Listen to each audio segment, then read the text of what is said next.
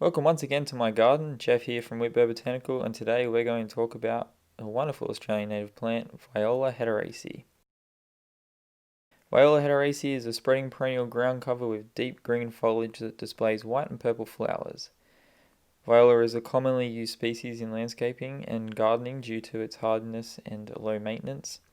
The leaves vary in size and can completely cover the ground, forming a green mosaic. Viola hederaceae is also a prolific flowerer with nearly year-round blooms in some climates, although most places will see best flowering throughout spring and summer with sporadic to no flowers in the cooler months.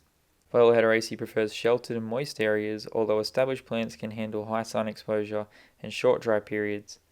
In ideal conditions, they will grow quite quickly through the warmer months, covering large spaces in no time.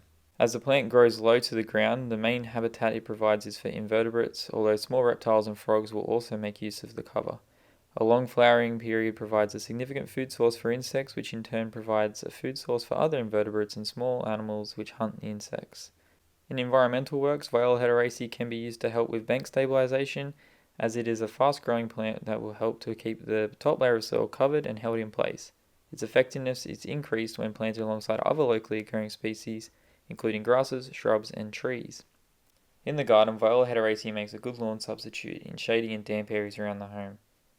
It's also an excellent living mulch and space filler. They grow well in containers and make an interesting hanging basket or interplanting.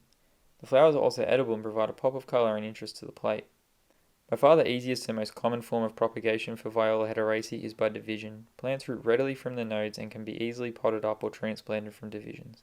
I hope you enjoyed this look at Viola hederaceae and took something from it. If you'd like to learn a little bit more about some other great Australian native plants, you can check out the playlist that's on the screen now, or go to my video I did on Brachyscome multifida, an excellent little native daisy.